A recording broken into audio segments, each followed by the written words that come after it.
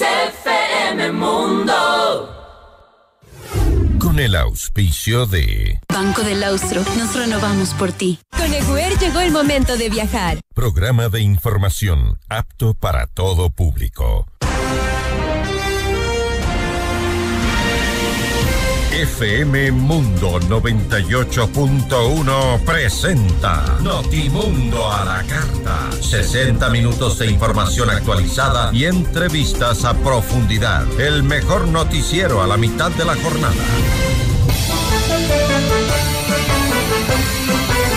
Conducción, Gisela Bayona. Dirección de Noticias, María Fernanda Zavala. Dirección General, Cristian del Alcázar Ponce. Este noticiero es transmitido en directo en la app de OnePlus, www.oneplus.tv, Canal 14 de Extreme, Canal 14 de CNT y Canal 14 y 514 de Claro TV.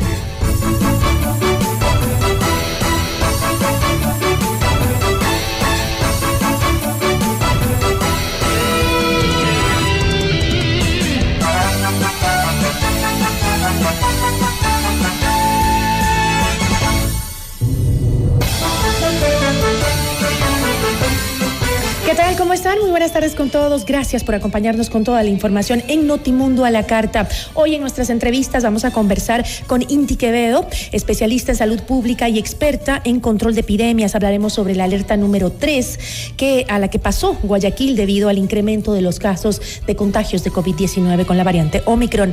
Y también estará con nosotros Carlos Macías, él es periodista, corresponsal en Galápagos. Vamos a hablar sobre todo lo que sucede en la zona debido a la erupción del volcán Wolf. Y también hablaremos con Fernanda Restrepo, ella es hermana de Andrés y Santiago Restrepo Arismendi, quienes desaparecieron hace 34 años. Hablaremos sobre las novedades de su reportaje, de su película respecto a la vida de su familia y sus hermanos. Aquí empezamos, bienvenidos.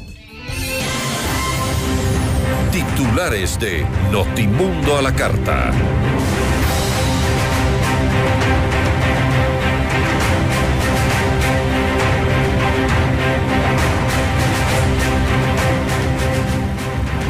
El COE Nacional anunció nuevas resoluciones y confirmó que del 10 al 16 de enero se suspenderán las actividades escolares. Guayaquil pasa a alerta 3 debido al aumento de los contagios por COVID-19. El canciller del Ecuador, Juan Carlos Holguín, se reunió con su homólogo mexicano, Marcelo Ebrard, para hablar sobre la entrada de ecuatorianos a la Alianza del Pacífico. Asambleístas solicitan más plazo para la elaboración del informe del proyecto de reforma a la ley amazónica. Pachacutic evaluará el comportamiento de las votaciones de sus asambleístas de bancada. La dirección del Parque Nacional Galápagos informó sobre el inicio de la actividad eruptiva del volcán Wolf. El gobierno estima una inversión de $3.5 millones en trabajos de remediación y prevención en Zaruma.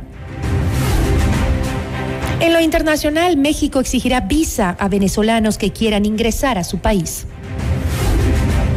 Y un fuerte temblor de 5.6 grados sacudió al Perú la mañana de este 7 de enero. Notimundo a la carta. Buenas tardes y bienvenidos. Notimundo a la carta, una opción para mantenerse informado. Ahora las noticias. En el desarrollo de la información le contamos que el Comité de Operaciones de Emergencia COE Nacional anunció nuevas resoluciones respecto al retorno presencial obligatorio a clases con aforo del 100%, previsto para este 7 de febrero. Escuchemos lo que dijo el presidente de la entidad, Juan Zapata. Obviamente, respecto a aquellos pasajeros residentes en Estados Unidos que vengan de diferentes destinos y que tengan complicación en el embarque para cumplir con el requisito que se ha puesto en el COE Nacional por pedido obviamente del Ministerio de Salud Pública, que es la prueba RT-PCR, lo puedan hacer acá en el territorio ecuatoriano a su costo, respetando obviamente el máximo de este valor, que es 45,08 centavos, pero sobre todo se extiende esta medida hasta el 16 de enero, las 23 horas con 59 minutos. Y también hoy el COE ha solicitado a todos los terminales aeroportuarios que soliciten el certificado de vacunación para el ingreso a los mismos y también que solamente ingrese una persona adicional al pasajero. Además, la ministra de Educación, María Brown, anunció que del 10 al 16 de enero se suspenderán las actividades escolares en el sistema educativo fiscal para promover la vacunación para estudiantes y de terceras dosis para los docentes que tengan 5 meses después de la segunda inyección. Para el régimen Sierra Amazonía, la medida de la suspensión de clases para la próxima semana se aplicaría de la misma manera que en el régimen Costa Galápagos, recomendando el aislamiento preventivo voluntario también dentro de los hogares de los estudiantes, así como el acudir a los puntos de vacunación para estudiantes y docentes. Se reiniciarían las clases de igual manera el 17 de enero con las medidas que ya revisaremos a continuación. Por su parte, la ministra de Salud, Jimena Garzón, detalló que en la primera semana de enero hubo un aumento de 7,000 casos nuevos y que para la siguiente semana se estima que suban a 10,000. Existe un incremento de casos justamente en los niños. De 0 a 11 años, de 0 a 11 meses, de 12 meses a 4 años, de 5 a 9 años, de 9 a 14 años y 16 a 19 años. Y eso está asociado porque justo este estrato de edad son los que menos han vacunado, lastimosamente. La mañana de este viernes 7 de enero, la alcaldesa de Guayaquil, Cintia Viteri, anunció que Guayaquil pasa a alerta 3 por el aumento de los contagios de COVID-19. Según informó Viteri, hay 111 pacientes en unidades de cuidados intensivos, 562 casos confirmados y 5 muertes diarias a causa del coronavirus. También señaló que hay escasez de pruebas antígenos en el mercado. Entre las resoluciones del COE cantonal de Guayaquil se estableció un aforo máximo del 50% en mercados, supermercados y centros comerciales con un horario de operación hasta las 0 horas. Además, se ratificó la prohibición de venta y consumo de bebidas alcohólicas en la vía pública, así como la ejecución de espectáculos públicos masivos. Y el canciller ecuatoriano Juan Carlos Holguín se reunió con su homólogo mexicano Marcelo Ebrard para tratar sobre la firma del acuerdo comercial bilateral durante la cumbre de la Comunidad de Estados Latinoamericanos y Caribeños, CELAC, desarrollada en la Argentina este viernes 7 de enero. La entrada de Ecuador a la Alianza del Pacífico fue el tema que primó en la reunión con el canciller mexicano. Coincidimos en la importancia de concluir las negociaciones del acuerdo comercial, escribió Holguín en su cuenta de Twitter.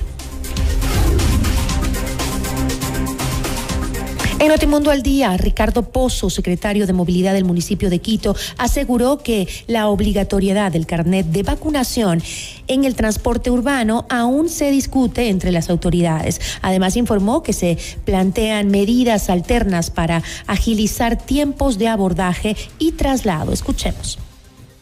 En lo personal, yo soy de la opinión, y eso es uno de los temas que se conversó y se ha sugerido al COE nacional por parte del municipio, de que en algún momento el Ministerio de Salud debería ya emitir una especie de pasaporte de salud que permita rápidamente identificar, visualizando este pasaporte, que puede estar colgado en el cuello con un cintillo, o puede estar también ser un carnet que se pueda presentar, de tal forma que el proceso de abordaje sea más rápido en el tema de buses urbanos, pero que también sirva en el tema de ¿por qué no?, de transporte interprovincial e intercantonal, ¿no? En Notimundo al Día, Eduardo Vallas, presidente del colectivo Napo Ama la Vida, denunció las afectaciones al medio ambiente provocadas por la minería, tanto legal como ilegal.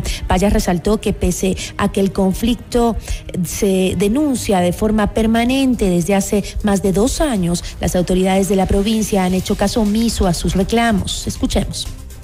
está involucrada incluso gente de aquí, autoridades de aquí involucradas con las maquinarias. ¿A quiénes identifican ustedes?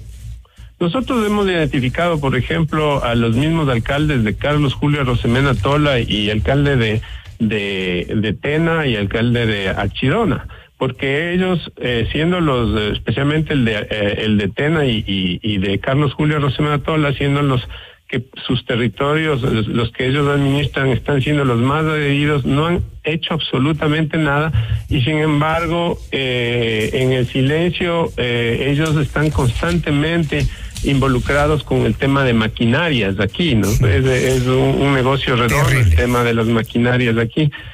Nosotros hemos denunciado también eso, hemos puesto en consideración de que, por ejemplo, el alcalde de Archidona es dueño de una concesión minera que está haciendo sin permisos ambientales ya una explotación por algunos años sin ningún control y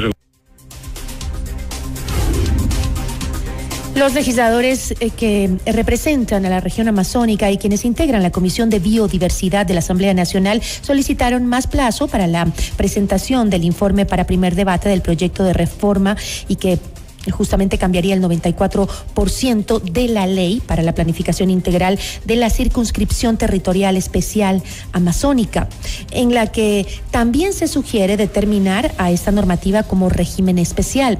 La actual ley amazónica cuenta con 69 artículos, de los cuales se plantea reformar 59 disposiciones generales, transitorias y reformatorias, es decir, el 94% de la ley vigente. El plazo para presentar el informe vence el próximo 16 de enero. Y la bancada del movimiento Pachacutic prepara para el próximo 10 de enero un taller para evaluar el comportamiento de sus legisladores al momento de emitir sus votos en el Pleno de la Asamblea Nacional, lo cual ha generado división del bloque en dos sectores. La convocatoria a la reunión la realizó Marlon Santi, coordinador nacional del movimiento Pachacutic, en la cual señala que se realiza una evaluación de los primeros 7 meses de gestión legislativa, así como también la orientación de los lineamientos políticos para el año 2022. Notimundo a la carta. Información oportuna al instante mientras realiza sus actividades al mediodía.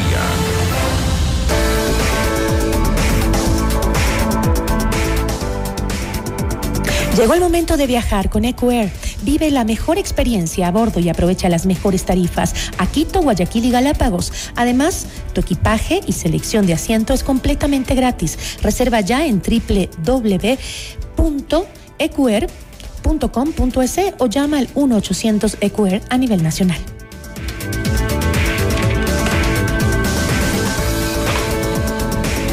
¿Ya te diste cuenta de que el mundo no se detiene? Los mejores seguimos innovando. Anuncia tu marca, tu empresa, tu negocio en FM Mundo, la mejor programación con los más destacados comunicadores del país. Vincúlate a contenidos de máxima calidad con nuestros increíbles paquetes publicitarios. Publicidad 360, 100% impactante, eficiente y garantizada. Actívate con FM Mundo. Contáctanos ya a través de ventas@fmmundo.com. Regresamos en instantes con Gisela Bayona en Notimundo a la carta. Hola Mundo, con Rodrigo Proaño y Valeria Mena, de lunes a viernes a las 7 de la mañana. Inicio del espacio publicitario. FM Mundo presenta Minuto Forbes con Cristian del Alcázar Ponce. Bienvenidos. Mediante el decreto ejecutivo 316, el presidente Guillermo Lasso dispuso la creación de un bono de contingencia enfocado para las personas que se vean afectadas por eventos naturales o antrópicos. Esta decisión se toma tras los recientes hundimientos y deslizamientos de tierra en localidades como Saruma, provincia del Oro, Nabón en Azuay, Guano, Chimborazo y Chimbo en Bolívar, además de los habitantes de los cantones San Francisco de Orellana y El Chaco en las provincias de Orellana y Napo, respectivamente, que se encuentran en situación de riesgo por el proceso erosivo del río Quijos. Más en Forbes.com.es. FM Mundo presentó Minuto Forbes con Cristian del Alcázar Ponce. En tu mundo, esta es la hora. Son las 13 horas, con 15 minutos. Seamos puntuales. FM Mundo. Y dejarse llevar.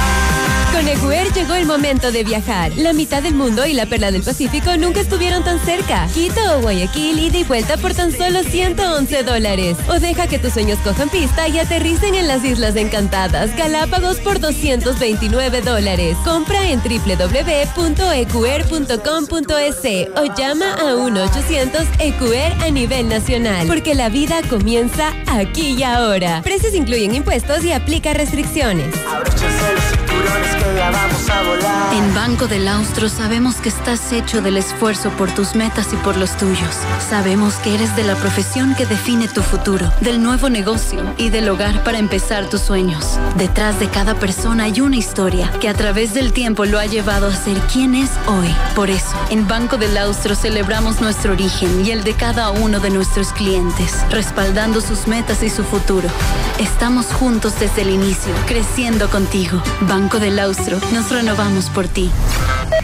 FM Mundo, la radio de las noticias. Fin del espacio publicitario. Este noticiero es transmitido en directo en la app de OnePlus, www.oneplus.tv, Canal 14 de Extreme, Canal 14 de CNT y Canal 14 y 514 de Claro TV. Continuamos en Notimundo a la Carta, una opción para mantenerse informado. Con Gisela Bayona.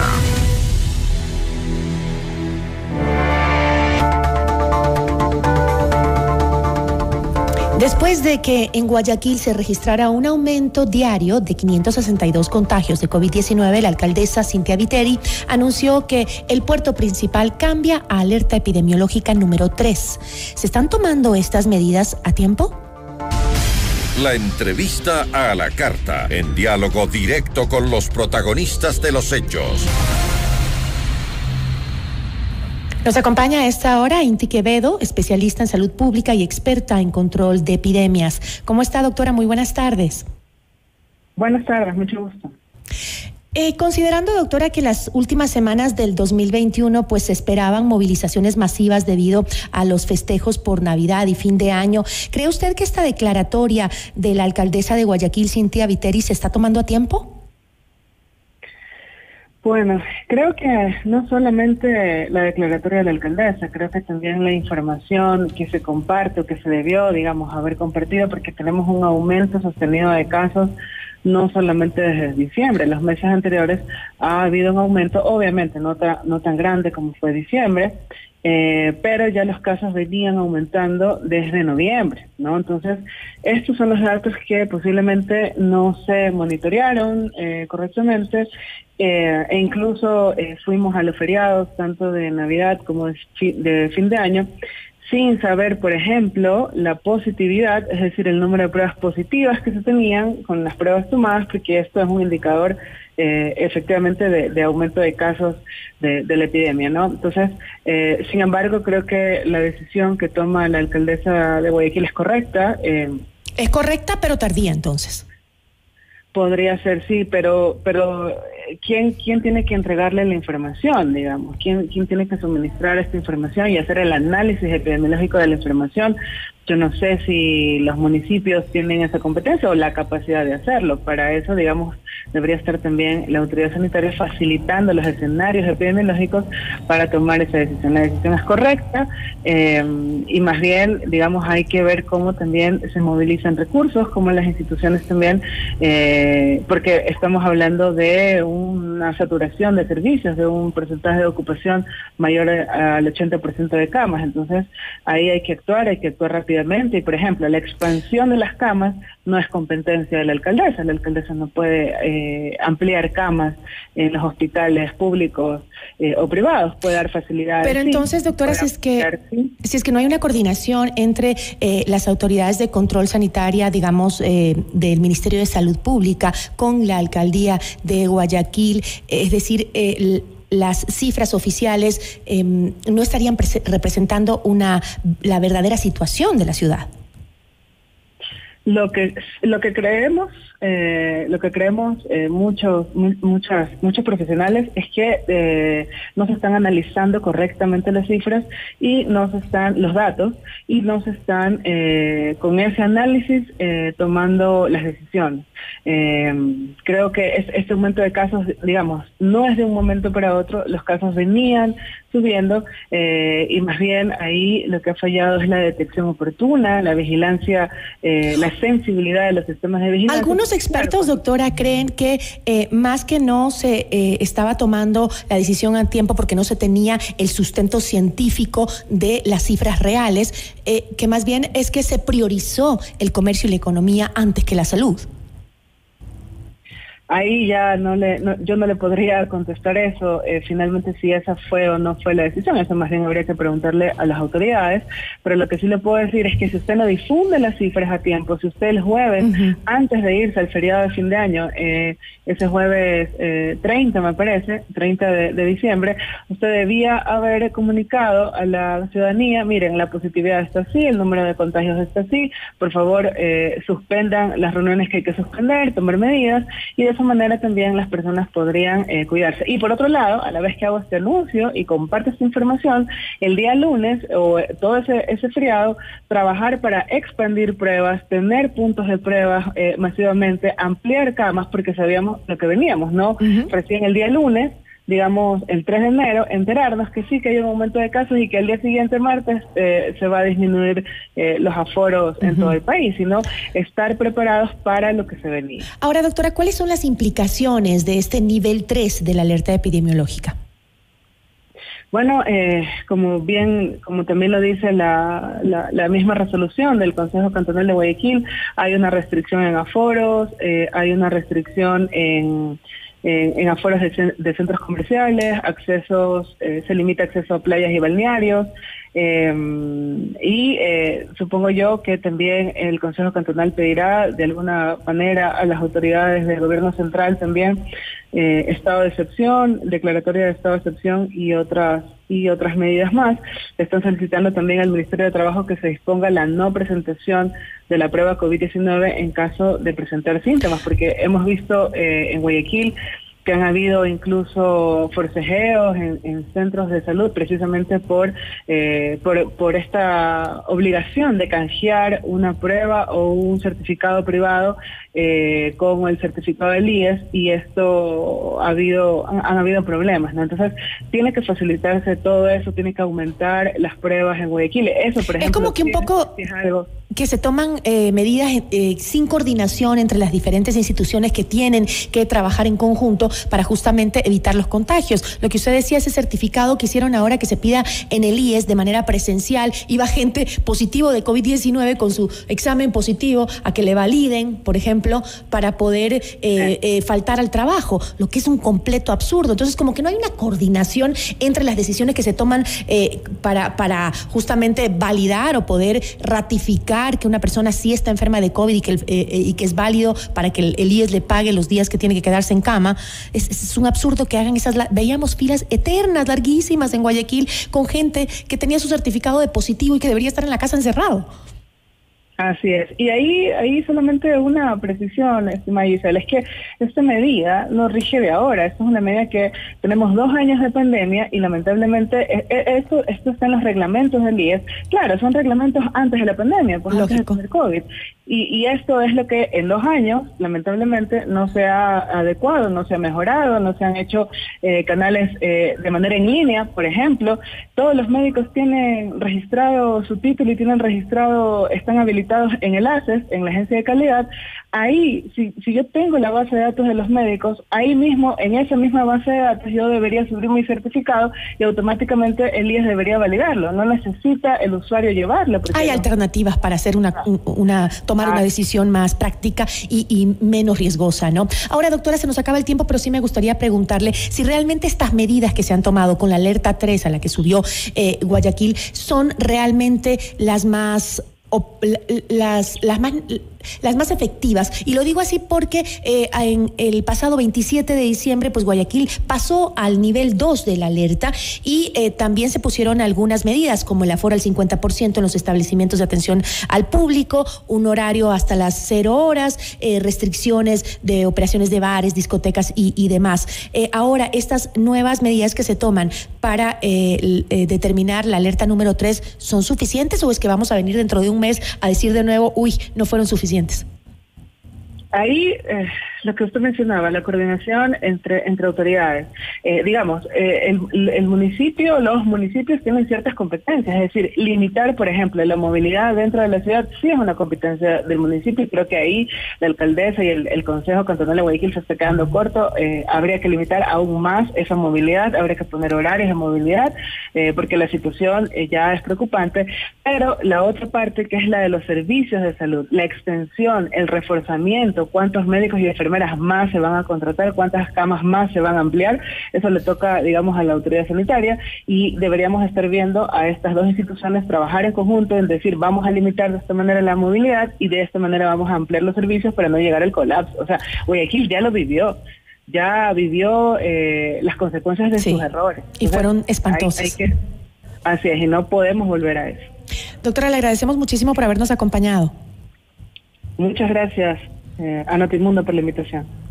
Agradecemos a Inti Quevedo, especialista en salud pública y experta en control de epidemias, hablando sobre la nueva alerta epidemiológica en la ciudad de Guayaquil, que pasó de 2 a 3. Esto es Notimundo a la Carta, siempre bien informados. Notimundo a la Carta. Información oportuna al instante, mientras realiza sus actividades al mediodía.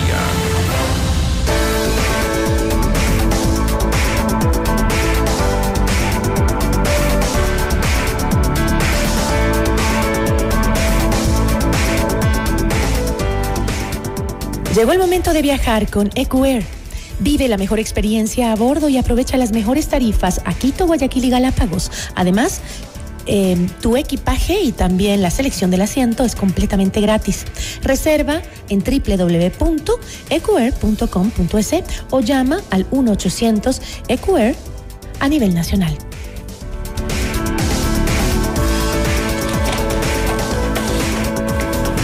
¿Ya te diste cuenta de que el mundo no se detiene? Los mejores seguimos innovando. Anuncia tu marca, tu empresa y tu negocio en FM Mundo, la mejor programación con los más destacados comunicadores del país. Vincúlate a contenidos de máxima calidad con nuestros increíbles paquetes publicitarios. Publicidad 360, 100% impactante, eficiente y garantizada. Actívate con FM Mundo. Contáctanos ya y asesórate en ventas@fmmundo.com. Regresamos en instantes con Gisela Bayona en Notimundo a la Carta. Notimundo Estelar con María del Carmen Álvarez y Fausto Yepes, de lunes a viernes a las 18 horas. Inicio del espacio publicitario. Con el auspicio de... Te invitamos a ser parte de Desalineados, medio digital en el que encontrarás periodismo responsable. Y ahora, el mundo del deporte con Eduardo Andino. Hola, ¿qué tal amigos y amigas? A continuación las últimas noticias en el mundo del deporte. El caso de Novak Djokovic en el Open de Australia sigue dando de qué hablar en todo el mundo. El número 1 del tenis mundial sigue recluido en su hotel de Melbourne a la espera de decisiones judiciales, aunque desde el gobierno australiano se ha dejado claro que es libre de salir en cualquier momento y la fuerza de frontera se lo facilitará para regresar a Serbia. Tras anunciar que le habían concedido la exención médica para poder disputar el primer grande del año, el número 1 del tenis mundial viajó a Australia sin desvelar si había recibido la vacunación correspondiente contra la COVID-19, una circunstancia ante la cual las autoridades fronterizas actuaron denegando el visado a Nole, comenzando un proceso de deportación que podría llevarse a cabo en las próximas horas. Alrededor de 200 personas se reunieron hoy frente al hotel de Melbourne, en el que está retenido Djokovic, según la prensa, para solidarizarse con su situación. Hasta aquí el mundo del deporte con Eduardo Andino, con el auspicio de... ¡Hey, tú! Sabemos que estás cansado de encontrar tanto y al mismo tiempo de no encontrar nada en la red. Te invitamos a ser parte de Desalineados, medio digital en el que encontrarás periodismo responsable, comunicación de servicio y la oportunidad de participar con tus propios contenidos. Visítanos y suscríbete en nuestras redes sociales, en Facebook y YouTube como Desalineados, en Twitter, Instagram y TikTok como @desalineadosec. Además, visita nuestro sitio web www.desalineados.com. Súmate a la comunicación responsable bajo la dirección de Edu y Mauro Andino Espinosa. FM Mundo, la radio de las noticias. Fin del espacio publicitario. Mundo Salud, el mejor espacio especializado en voz del doctor Esteban Ortiz. Recibe de primera mano la mejor y más responsable información para cuidar correctamente de tu salud. En este espacio tendremos consejos de salud, recomendaciones en términos de prevención y buscaremos la promoción de buenos hábitos en ustedes, nuestra comunidad. Mundo Salud, con el doctor Esteban Ortiz, de lunes a domingo a lo largo de la programación de FM Mundo y los miércoles a las 15 horas en Café FM Mundo. Este noticiero es transmitido en directo en la app de OnePlus, www.oneplus.tv, canal 14 de Extreme, canal 14 de CNT y canal 14 y 514 de Claro TV. Continuamos en Notimundo a la Carta, una opción para mantenerse informado, con Gisela Bayona.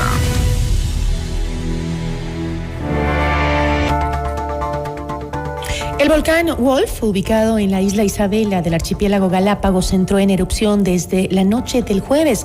¿Cuál es la situación actual de la emergencia? La entrevista a la carta, en diálogo directo con los protagonistas de los hechos. Está en vivo desde Galápagos con nosotros Carlos Macías, corresponsal en este sector del país. ¿Cómo estás, Carlos? Qué gusto. Gisela, el gusto es mío. Un saludo fraterno desde acá, desde la capital de las Islas Galápagos. Un abrazo para todas las personas. Tenemos un poquito de problema para el país y el mundo. La conexión, a ver si la podemos mejorar. No sé si estamos ubicados en una zona en donde sí tengas el suficiente, la suficiente señal de internet, porque estamos perdiendo un poco tu voz. Pero bueno, ya creo que la mejoramos. ¿Cuál es la situación, Carlos? Cuéntanos en este momento en la isla Isabela. Gracias, Gisela. Confírmame nada más que estemos bien con el audio. Ahí estamos, perfecto, las Carlos. Últimas resoluciones. Ahí estamos, perfecto. Muchísimas gracias.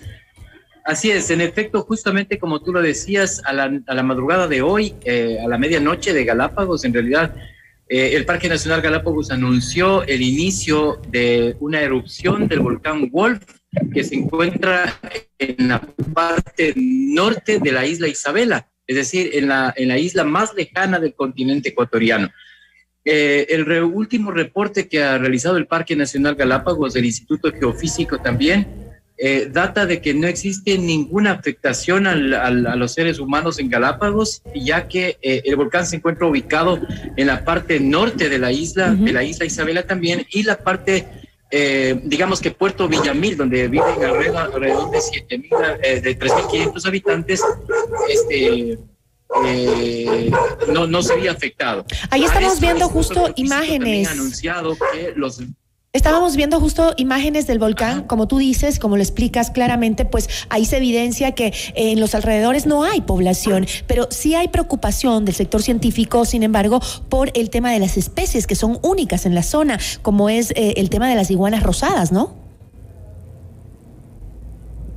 Así es, en efecto. En efecto, la preocupación existe, sin embargo, el último monitoreo realizado esta misma mañana, a las 7 de la mañana más o menos, con un helicóptero privado y con funcionarios del Parque Nacional Galápagos y del Ministerio del Ambiente, se indica que las iguanas rosadas se encuentran al noroeste de la isla, es decir, están al oeste del continente de las Islas Galápagos, entonces no estarían afectadas. Sin embargo, los monitoreos van a seguir existiendo a fin de precautelar la vida de estas iguanas.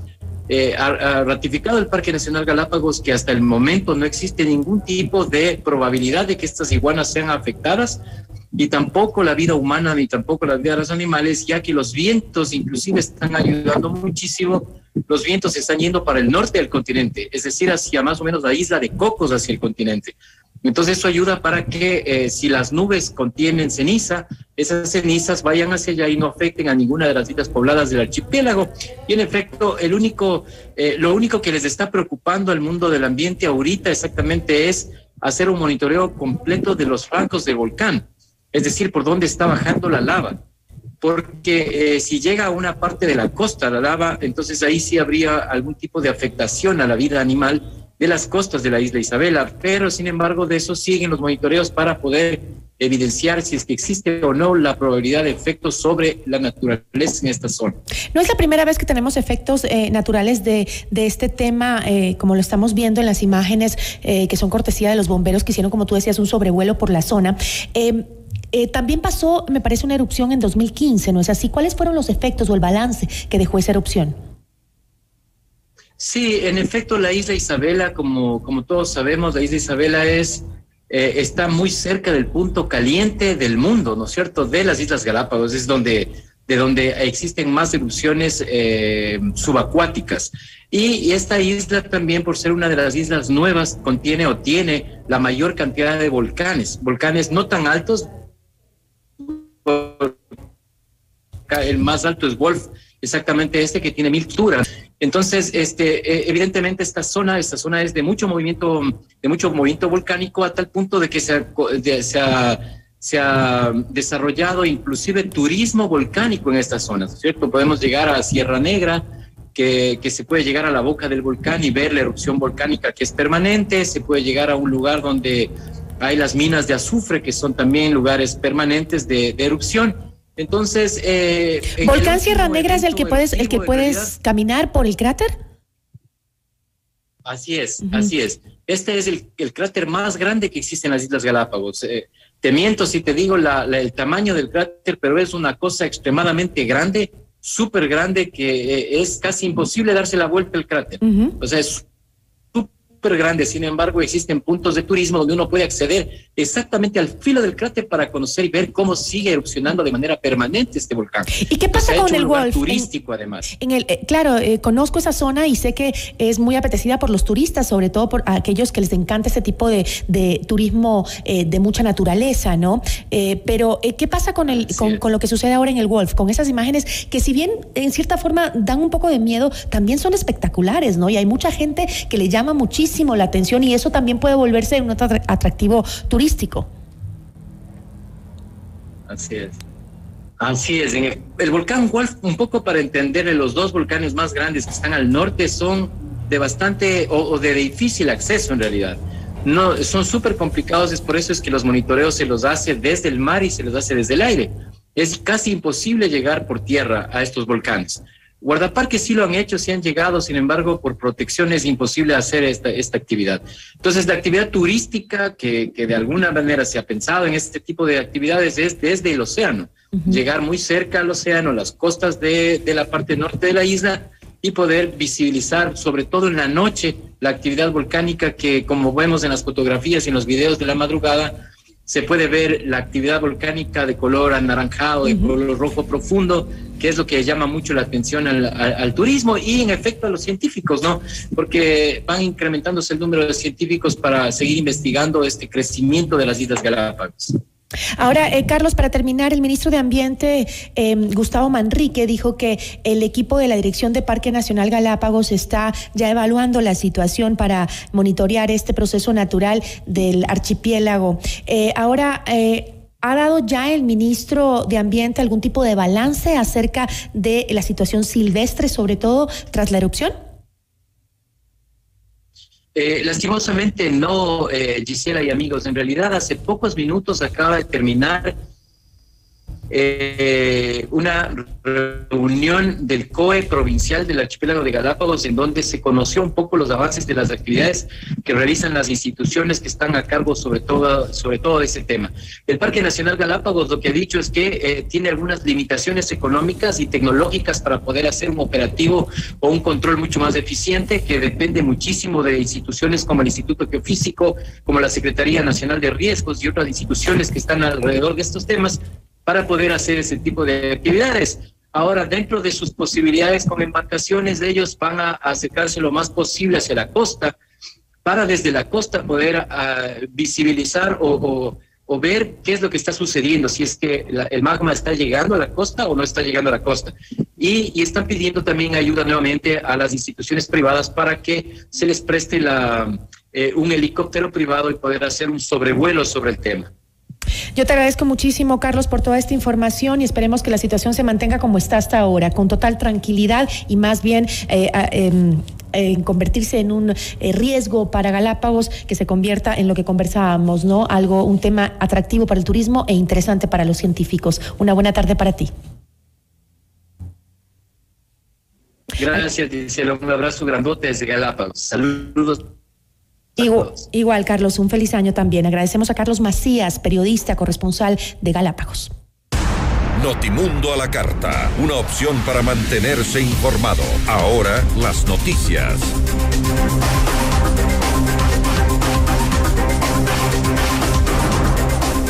Mediante un comunicado de prensa, la presidencia informó que la producción ecuatoriana de petróleo presenta una reducción del 93% respecto a los volúmenes registrados antes de la paralización preventiva de los oleoductos afectados por la erosión del río Piedra Fina en la provincia del Napo. Estamos con aproximadamente 449.000 barriles por día de producción, de los cuales 346.000 barriles corresponden a la empresa estatal y 103.000 barriles a las operadoras privadas, aseguró el ministro de Energía y Recursos Naturales No Renovables, Juan Carlos Bermeo Calderón, según el escrito. Y este viernes 7 de enero, el abogado y expresidente del Tribunal Supremo Electoral, Jorge Acosta, anunció que le revocaron su visa estadounidense. El jurista recibió a través de un correo electrónico una notificación oficial de la Embajada de los Estados Unidos y dijo: ponemos en su conocimiento que su visa que fue emitida por la Embajada de los Estados Unidos en Quito ha sido revocada por el Departamento de Estado. Detalla el correo, en donde además se informa que la revocación se basa en información adicional que nos fue proporcionada después de la aprobación y emisión de su visa, que indican que usted podría ser inadmisible a los Estados Unidos. Esta revocatoria ocurre 22 días después de que la embajada norteamericana también retirara el permiso para ingresar a ese país a 4 generales de la policía ecuatoriana. El próximo 14 de enero, los 46 jueces que conforman la Corte Provincial de Justicia de Pichincha deberán escoger quién liderará la institución durante los próximos 2 años.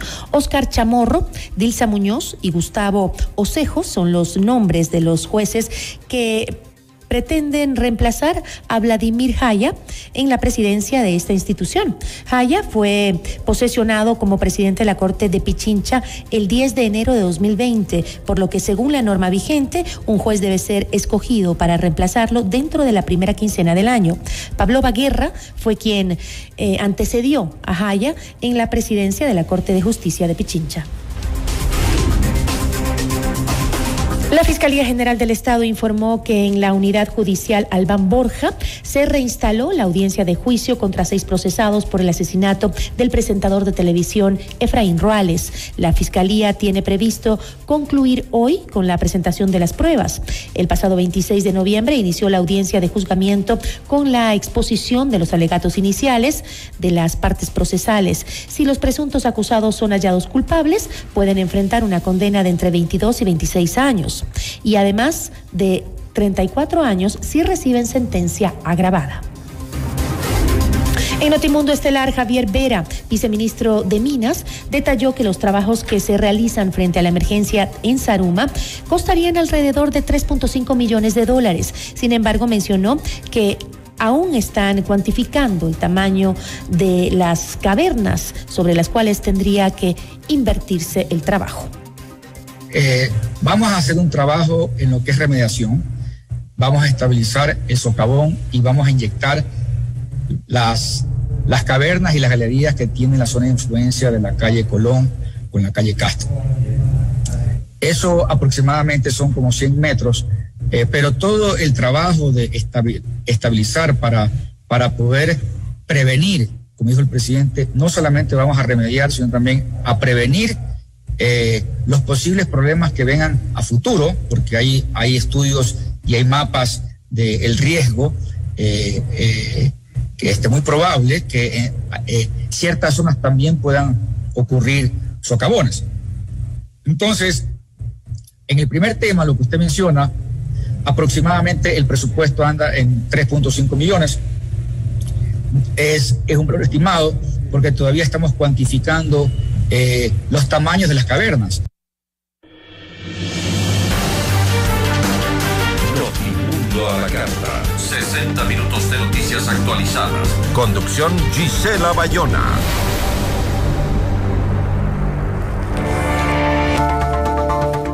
La mañana del 8 de enero de 1988, hace 34 años, los hermanos Carlos Santiago, de 17 años, y Pedro Andrés Restrepo, de 14, desaparecieron. La muerte de estos dos jóvenes hermanos, a manos de la Policía Nacional del Ecuador, se convirtió por muchos años en la bandera de lucha contra el abuso de la autoridad policial y a favor de los derechos humanos en el Ecuador. La entrevista a la carta, en diálogo directo con los protagonistas de los hechos. Tenemos el gusto de que nos acompañe a esta hora Fernanda Restrepo. Ella es hermana de Andrés y Santiago. Fernanda, ¿cómo estás? Siempre es un gusto. Hola Gigi, muchísimas gracias por este importante espacio y gracias siempre a FM Mundo por abrirnos sus micrófonos y seguir apoyándonos en esta lucha que aún no tiene un cierre y no tiene un fin. Son 34 años de la desaparición de mis hermanos en manos de la policía ecuatoriana. Son 34 años de una lucha incansable y de una herida que sigue abierta, porque todavía no sabemos dónde está y todavía hay muchas piezas inconclusas dentro de este rompecabezas de horror que todavía tenemos que armar y tenemos que aclarar toda la verdad, y por eso seguimos aquí. Y te agradezco yo a ti por siempre estar con nosotros y abierta a estas entrevistas que son importantes, porque es importantísimo no olvidar lo que hemos vivido para seguir caminando hacia adelante y tener una mejor comunidad. Ahora me gustaría aterrizar la historia de los hermanos Restrepo a lo que vivimos actualmente, porque hoy vivimos tiempos en donde la violencia criminal ha exigido que justamente esa policía que criticábamos tanto hace muchos años, pues que está encargada de la fuerza, del orden, tengan justamente eso, más fuerza, y se dediquen con mayor capacidad a luchar contra esa delincuencia y esa violencia que vivimos en el Ecuador. Ahora te pregunto a ti, María Fernanda, ¿cuál es el límite entre el uso correcto de la fuerza y la opresión de la autoridad? ¿Podemos hoy distinguir ese límite? El límite es la justicia, el límite son las leyes ecuatorianas, que no las puede sobrepasar ningún policía, por más armado que esté y por más ley en la mano que tenga y por más espaldarazos que un gobierno como el de Lasso les haya dado, diciendo que prácticamente tienen carta blanca y los apoyarán sí o sí en esta lucha contra la delincuencia. Yo creo que para luchar contra la delincuencia tenemos que luchar en las bases de esa delincuencia. ¿Por qué ha crecido la delincuencia en este país? ¿Por qué hay una situación social una olla de presión a punto de estallar, sin una salud adecuada, sin una educación adecuada, sin trabajos dignos adecuados? Obviamente eso es una olla de presión que ha estallado y que no la podemos solo solucionar a través de la represión y de la violencia. La violencia no llega y nunca ha llevado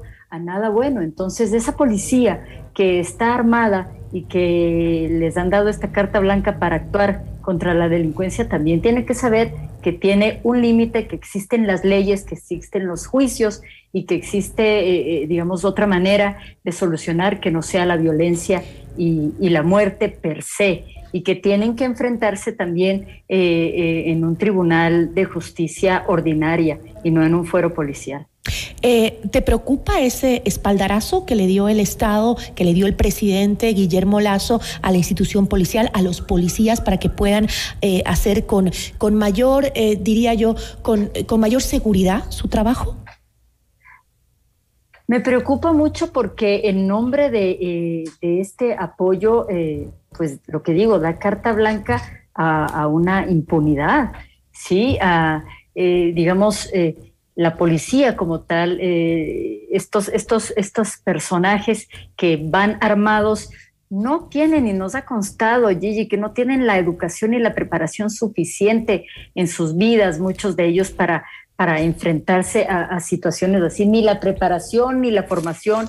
Y una persona armada es una persona supremamente peligrosa. A mí me preocupa demasiado porque yo lo único que sé es que la violencia no acaba con más violencia, y lo hemos visto en otros países donde el porte de armas es libre, por ejemplo, una locura que la alcaldesa de Guayaquil dice que deberíamos portar armas todos, por ejemplo, para matarnos unos a otros, ¿no? Como sucede en Estados Unidos, por ejemplo.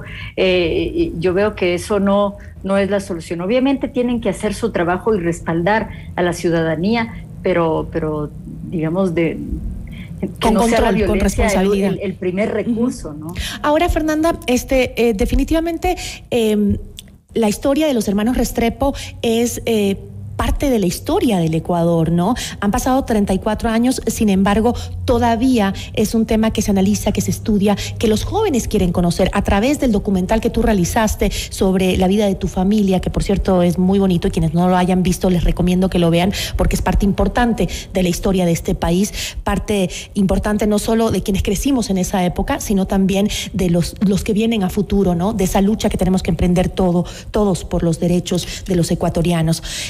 ¿Qué lecciones crees tú que nos deja ese capítulo de la historia del Ecuador? Bueno, es esta historia tan tormentosa que nos tocó enfrentar como familia. Por lo menos, como dice mi papá, el crimen no ha sido del todo en vano.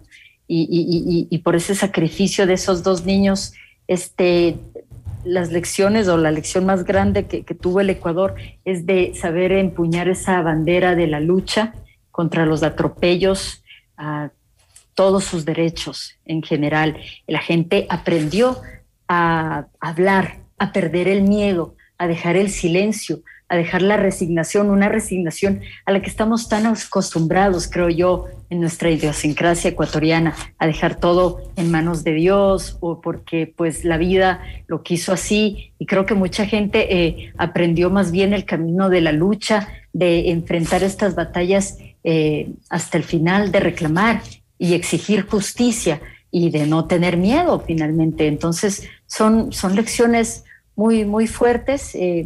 A veces sí, las tragedias vienen para eso, para mejorar también como país en muchos sentidos. Tú empezaste esta entrevista diciendo que aún ese drama familiar de la familia Restrepo, que se pasó a convertir en un drama de la comunidad ecuatoriana, porque así fue como se dieron los hechos, fue gracias a la comunidad que tomó este drama como suyo y se apropió de él, que las cosas se fueron dando, la investigación se fue acelerando, aunque pasaron muchos años y hasta ahora no se sabe dónde están tus hermanos. Sí hubo un compromiso, y fue en el gobierno de Rafael Correa. Correa se comprometió a hacer una mayor investigación, abrió el caso e incluso dijo textualmente: si tenemos que vaciar Yambo, donde supuestamente habrían lanzado los cuerpos de tus hermanos, para encontrar a Santiago y Andrés, lo vaciaremos. Nunca se cumplió su promesa. Ahora, ¿tú qué puedes decir al respecto? ¿Ha fallado el Estado ecuatoriano en la reparación que le prometió a la familia Restrepo y al Ecuador sobre ese caso? Bueno, hay que aclarar que en el gobierno de Rafael Correa se cumplió con uno de los pedidos o una de las exigencias luego de ese juicio que la familia tuvo contra el Estado en cortes internacionales. uno de los puntos que se habían ganado en ese juicio era hacer una nueva búsqueda en Yambo. Eso era parte de las obligaciones que tenía el Estado, y eso fue en 1998. Y ninguno de los gobiernos desde 1998 respetó ese veredicto, ni hizo absolutamente nada y no movieron ningún dedo. No fue sino después de 10 años que Correa simplemente cumplió la tarea del Estado. No nos hizo ningún favor, ni nos ha dado dinero, ni nos ha comprado, ni mucho menos como mucha gente piensa, opina o está muy mal informada. Simplemente hizo cumplir un deber que tenía el Estado ecuatoriano y se realizó una nueva búsqueda infructuosa, lamentablemente, y sí hubo esa voluntad política que no hubo en ningún otro gobierno, ni en el de ahora, que en este gobierno no se han acercado ninguna autoridad, ninguna persona a cargo se ha acercado a decir, vean, ¿en qué más podemos hacer? ¿Qué más podemos ayudar? El caso está, como muchos otros casos más, reposan en la Comisión de la Verdad, o de un departamento dentro de la Fiscalía de la Comisión de la Verdad, desde hace más de 10 años, que esa Comisión de la Verdad también fue abierta en ese gobierno. Sin embargo, lamentablemente, exactamente como tú dices, no ha pasado nada o casi nada. Pero la pregunta es, ¿quién no quiere todavía que se sepa algo? O sea, ¿quién está interesado todavía en guardar este secreto, esta impunidad, guardar las espaldas de una institución nefasta como la policía? ¿Por qué 34 años después, que debería ser un interés primordial de las autoridades de turno del Estado ecuatoriano aclarar este y otros casos de atropellos a los derechos humanos y otros casos de desaparecidos? ¿Por qué no se pone toda esa intención para solucionar? ¿Y por qué tenemos que estar año tras año? Casi prácticamente, Gigi, se cambia de fiscal en nuestro caso año tras año, pasando pocos años. Entonces empezamos todo de cero. Parece un juego macabro, dirigido no sé de dónde, y mi pregunta es a la actual fiscal general de la Nación, Diana Salazar, ¿por qué sucede esto? ¿Por qué una joven empieza una línea de investigación con todas las ganas? Porque son fiscales muy preparados, jóvenes, que ni siquiera nacían en esa época cuando sucedieron los hechos, pero que tienen todas las ganas de aclarar en algo este caso, y de repente empiezan a pisar callos ardientes y de repente los cambian y lo remueven y empezamos de cero otra vez con alguien más. Es solo, Fernanda, el caso de los hermanos Restrepo, porque obviamente ese es el caso más emblemático de desaparición en el Ecuador, pero hay otros casos en donde las quejas son las mismas. Se archiva, no se sigue, no se hace seguimiento, no se investiga, se cambian de fiscal en fiscal. Eso les escucho porque he tenido, creo, la bendición de poder hacer trabajos sobre desaparecidos en este país varias veces, y eso es lo que siempre escucho. Nos cambian de fiscal todos los días, nadie sigue el tema, a nadie le interesa encontrar a nuestros desaparecidos. ¿Es algo especial con los hermanos Restrepo o es que hay un problema en el sistema de investigación y en el trabajo que se hace para encontrar a nuestros desaparecidos? Bueno, tú más que nadie lo estás diciendo y te ha tocado realizar esta labor, y muchísimas gracias por darle voz a esos ciudadanos que siguen buscando a sus víctimas, a miles de ciudadanos que todavía no tienen respuestas o que no tienen cabida en algún medio para aclamar su dolor y la injusticia. Efectivamente, es un juego sistemático, no solo con la familia Restrepo, sino con muchos casos más. Hemos visto el caso de la mamá del joven Romo, Alexandra Córdoba, y muchos casos más que quedan en nada. Juegan con el cansancio de las familias, con la paciencia y con el dolor. Juegan a que uno abandone los casos, a que uno se sienta impotente y a que uno diga, bueno, ya no puedo hacer nada más. Pero en este caso se han topado con una familia donde el amor es mucho más grande que el cansancio y que el miedo y que digamos, desistir y dejar todo en nada. Se han topado con una familia que seguirá reclamando hasta el final, y cuando ya no estemos, ojalá que sean otros ciudadanos en el Ecuador los que sigan preguntando qué pasó. Seguro que sí, Fernanda, seguro que seguiremos los ecuatorianos, las generaciones que vienen después de la nuestra también seguirán en esa lucha, y sobre todo en memoria de aquellas madres que siguen luchando por encontrar a sus hijos, como fue tu madre, Luz Helena Arismendi, a quien recuerdo con muchísimo cariño y que también se fue en medio de esa lucha dolorosa de tu familia. Te agradezco por habernos acompañado y por siempre estar abierta a conversar con nosotros. Muchas gracias, Gigi. Solo recordar que pueden ver el documental Con mi corazón en Yambo el día de mañana, 8 de enero y 9 de enero, totalmente gratis a través de la plataforma choloflix.com. Ingresan a esa plataforma, se crean un usuario nuevo, que eso es gratis, y pueden acceder de manera gratuita a ver este documental y a transmitirlo a otras generaciones. Choloflix.com, se los recomiendo de verdad, les va a encantar. Es muy bien hecho y sobre todo que es parte importante de nuestra historia, de nuestro pasado. No importa la edad que tengas, hay que verlo porque tenemos que saber qué pasó para que no nos vuelva a pasar. María Fernanda, como siempre es un gusto. Igualmente, gracias, Gigi. Un abrazo. Esto es Notimundo a la Carta, siempre bien informados.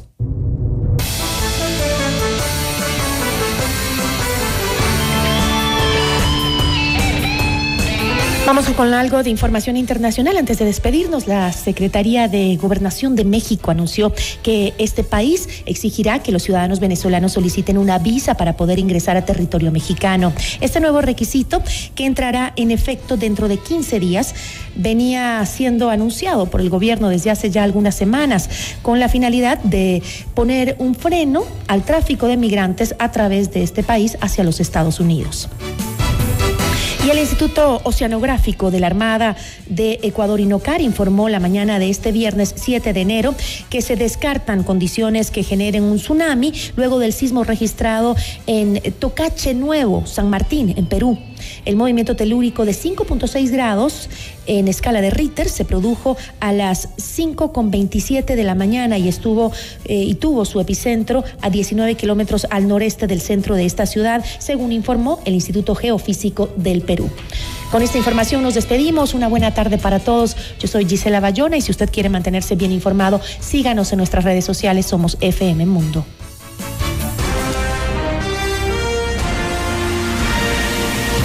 Gracias por su sintonía esta tarde. FM Mundo 98.1 presentó Notimundo a la Carta. 60 minutos de noticias actualizadas y entrevistas. El mejor noticiero a la mitad de la jornada.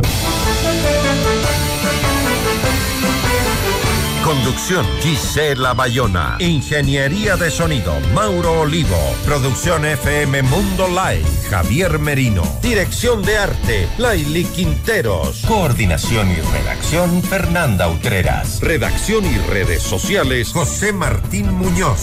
Susana Rubio. Dirección de noticias, María Fernanda Zavala. Dirección general, Cristian del Alcázar Ponce. Notimundo a la Carta.